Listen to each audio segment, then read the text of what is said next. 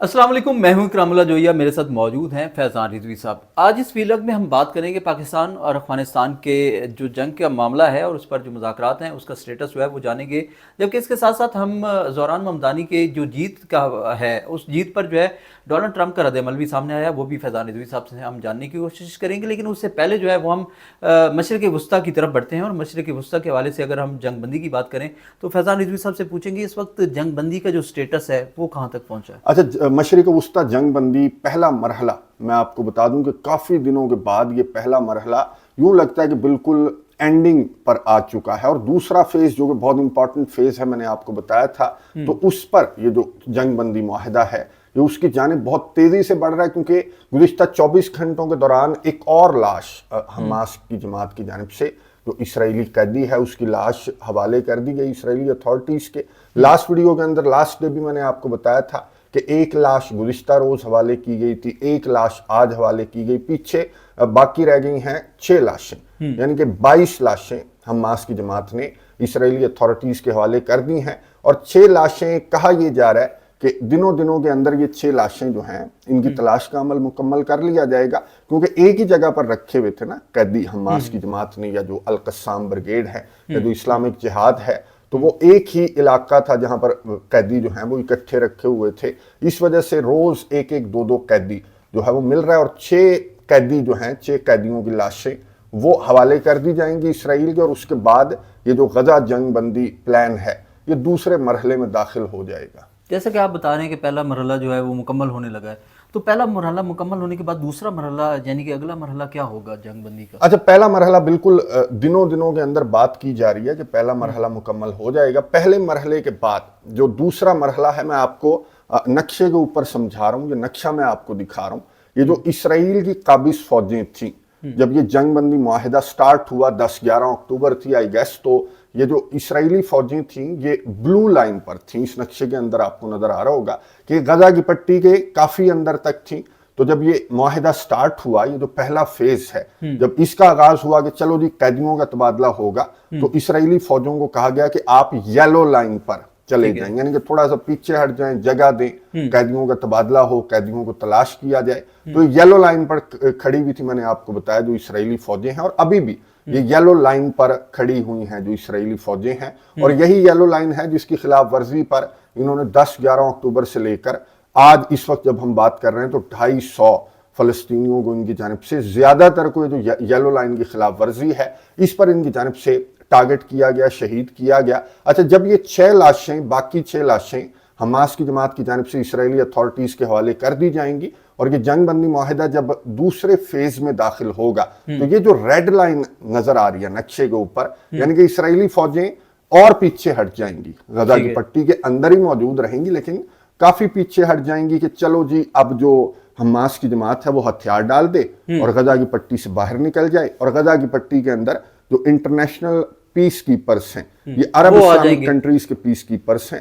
वो आ जाएंगे गजा की पट्टी के अंदर। और ये इसराइली फौजें जो हैं वो रेड लाइन तक पीछे हट जाएंगी। लेकिन ये रेड लाइन, जैसा कि आपको नक्शे के अंदर नजर आ रही है, कि ये भी गजा की पट्टी ही बनती है जहां पर इसराइल की फौजें मौजूद रहेंगी, लेकिन काफी स्पेस दे दिया जाएगा हमास की जमात को हथियार डालने के लिए और इंटरनेशनल पीस कीपिंग जो फोर्स है उसको अंदर आने के लिए रास्ता दिया जाएगा ये इसराइली अथॉरिटीज की जानिब से। तो ये है दूसरा मरहला। जैसा कि आप नक्शे में बता रहे हैं, यहाँ तो बड़ा आसान लग रहा है ये सारा कुछ, क्या इसके ऊपर अमल दरामद भी इतना ही आसान होगा? ये आपने बड़ा अच्छा सवाल किया। जितना आसान नक्शे के ऊपर, जैसे मैंने येलो लाइन बताई नक्शे के ऊपर, ये जो पहला फेज था तो हमने कह दिया जी येलो लाइन तक नहीं आना, लेकिन ऑन ग्राउंड जो लोग मौजूद थे गजा की पट्टी के अंदर, तो उनको ग्राउंड के ऊपर तो नहीं नजर आ रही थी येलो लाइन की, येलो लाइन क्या है, और शहादतें रिपोर्ट हुई, वो अपने घरों को जाने की कोशिश कर रहे थे। तो ग्राफिक्स की सूरत में, नक्शों की सूरत में हम ये बता देते हैं। और ये जो मीडिएटर पार्टियां हैं, अरब इस्लामिक कंट्रीज हैं,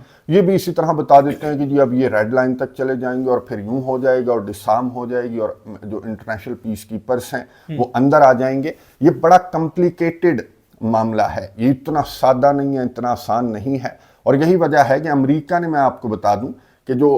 अक़वाम मुत्तहिदा सलामती कौंसिल है वहां पर अमेरिका ने एक ड्राफ्ट रेजोल्यूशन पेश कर दिया। अमेरिका ने ये सारा जो मैंने नक्शे के ऊपर बताया, تو یہ امریکہ نے سارے کا سارا منصوبہ کہ جی اب جب کہ قیدی آلموسٹ حماس کی جماعت نے واپس دے دیے اسرائیلی اتھارٹیز کو، اور 6 بھی دنوں کے اندر واپس دے دیے جائیں گے، تو یہ امریکہ نے اقوام متحدہ سلامتی کونسل کو لکھا کہ اب ہمارا یہ منصوبہ ہے کہ جو عرب اسلامک کنٹریز کے پیس کیپرز ہیں وہ آئیں، اور ان کی یہ ڈیوٹی ہوگی۔ خبروں کے مطابق اس ڈرافٹ کے اندر جو امریکہ کی جانب سے اقوام متحدہ سلامتی کونسل کے اندر رکھا گیا، تو اس میں وہ بھی نکات ہیں کہ انٹرنیشنل جو فورسز ہیں ان کا کام کیا ہوگا؟ ان کا کام ہوگا امن کو قائم رکھنا، اور اگر امن کی کوئی خلاف ورزی سامنے آتی ہے تو ان کو وہ خلاف ورزیوں کے خلاف جو ہے وہ انہوں نے ایکشن لینا ہے، چاہے وہ کسی بھی اسلامک عرب کنٹریز کی فورسز ہوں، تو اور جو ٹنلز وغیرہ ہیں، جو اسلحہ وغیرہ ہے،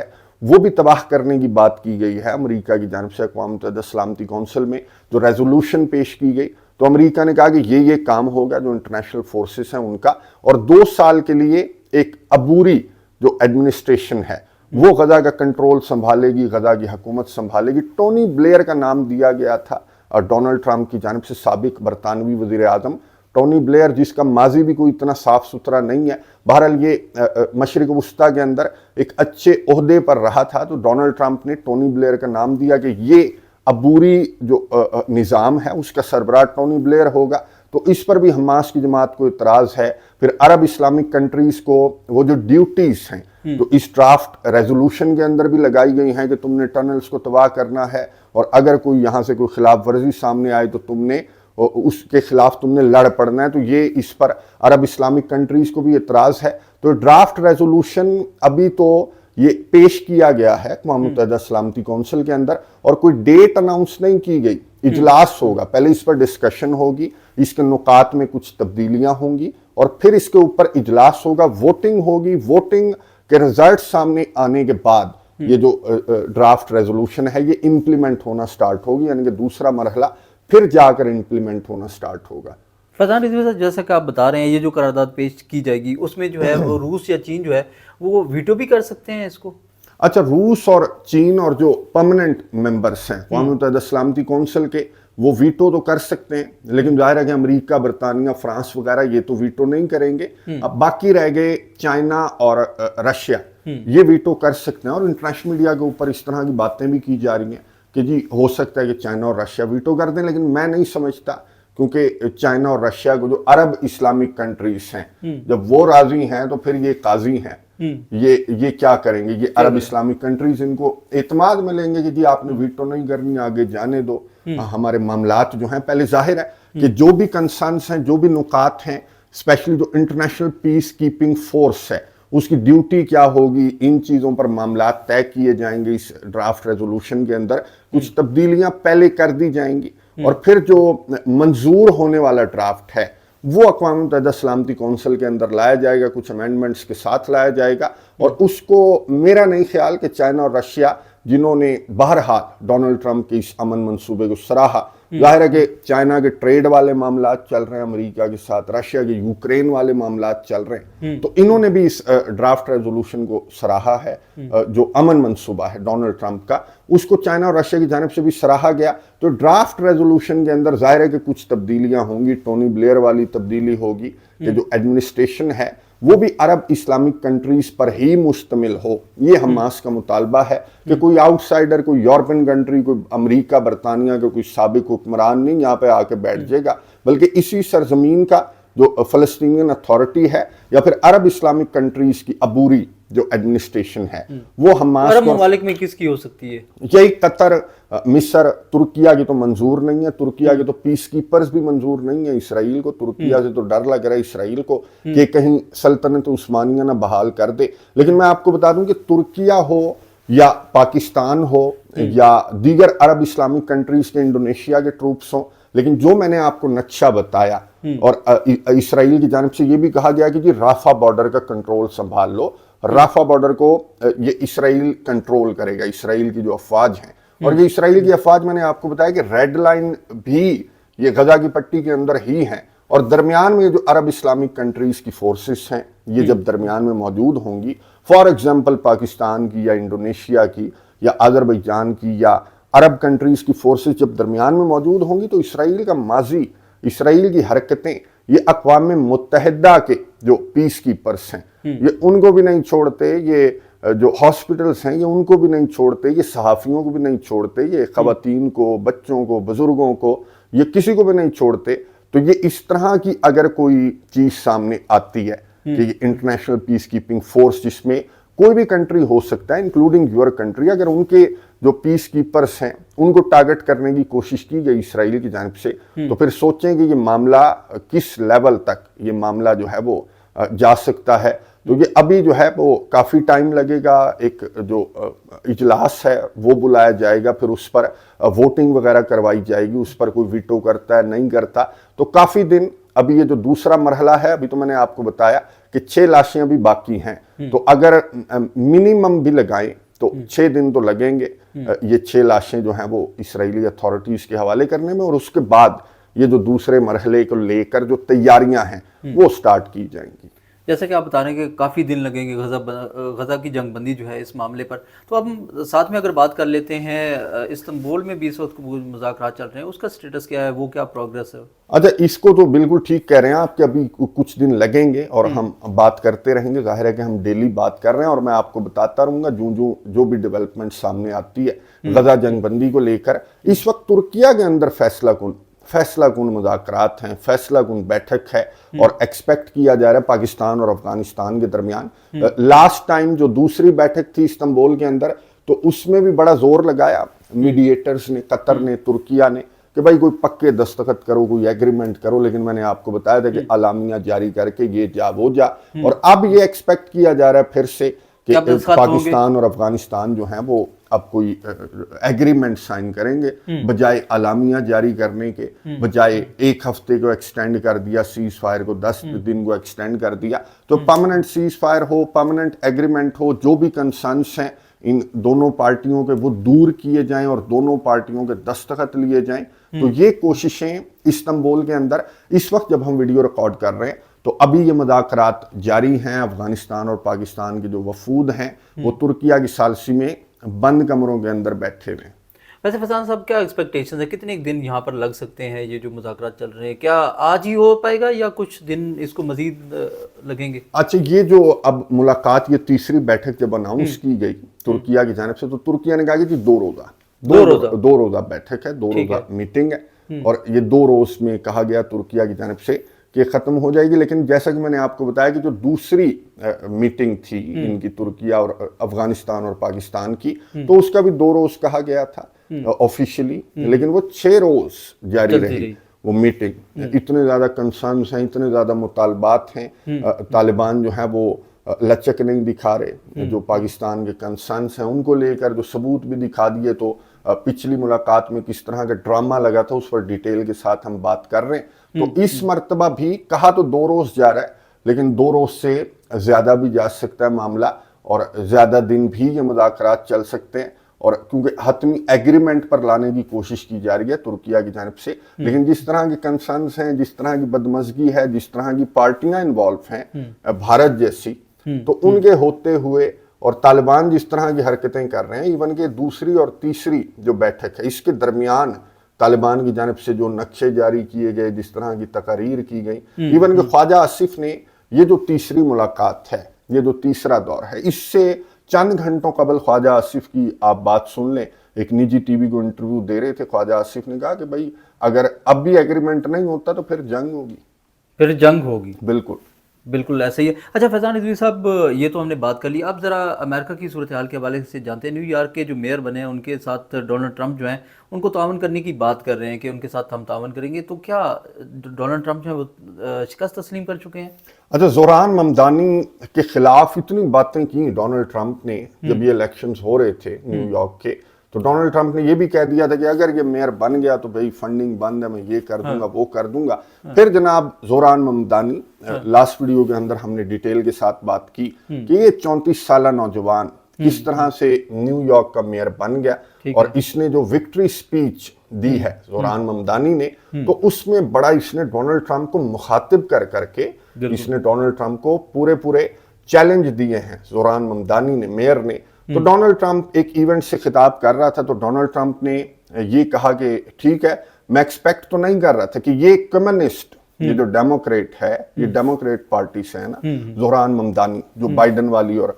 कमला हैरिस वाली पार्टी है। तो डोनाल्ड ट्रंप ने कहा कि मैं एक्सपेक्ट तो नहीं कर रहा था कि ये मेयर बन जाएगा, चलो बन गया तो अब जरा तमीज से जो वाशिंगटन डीसी है या जो सेंटर है, जो प्रेसिडेंट है अमेरिका का, उसको लेकर जरा तमीज से और जरा कॉपरेशन से चलो। तो मुझे न्यूयॉर्क की तरक्की अजीज है और मैं ताउन करने के लिए तैयार हूं जोहरान ममदानी से। अब हमारा नेशनल मीडिया और कुछ इंटरनेशनल मीडिया के ऊपर भी इसी तरह की सुर्खियां हैं जो आप बता रहे हैं कि जी शिकस्त तस्लीम कर ली डोनाल्ड ट्रंप ने। कल तक तो भड़के मार रहा था जोहरान ममदानी को लेकर कि नहीं जीतेगा और नहीं यानी कि पूरा इलेक्शन कैंपेन इसने चलाई है अपनी। जाहिर है कि रिपब्लिकन कैंडिडेट की चलाएगा ना डोनाल्ड ट्रंप, लेकिन प्रेसिडेंट को सूट नहीं करता प्रेसिडेंट इस लेवल पे जो है वो कि मेयर के इंतखाबात में आप आकर अपने मेयर को, अपने कैंडिडेट को आप धक्के लगाना स्टार्ट कर दें और वो हार जाए तो कितनी बड़ी बेइज्जती है। लेकिन एक बात तो आप माने इकराम साहब कि ये है the United states of America, ये होती है जमहूरियत। ये जो बाइडन था और डोनाल्ड ट्रंप था, इनकी इस लेवल की इनकी इलेक्शन कैंपेन थी, ये लड़ाई थी। ये तो जोहरान ममदानी है तो मेयर लेवल का इलेक्शन है, इनका जो सदारती इंतखाब थे तो इस लेवल का इनका झगड़ा था, इस लेवल की लड़ाई थी कि जो बाइडन कैंडिडेट तब्दील हो गया था, कमला हैरिस आ गई थी। फिर जनाब जब रिजल्ट आए और डोनाल्ड ट्रंप अमेरिका के सदर बना और 2 दफा बना है। ये डोनाल्ड ट्रंप जो है जब ये पहली मर्तबा सदर बना था तो पूरी दुनिया सर पकड़ कर बैठ गई थी। इस मर्तबा बना तो तमाम के तमाम नेटो कंट्री सर पकड़ कर बैठ गए कि ये क्या हो गया। लेकिन इसको वेलकम किया जो बाइडन ने कि आओ जी व्हाइट हाउस के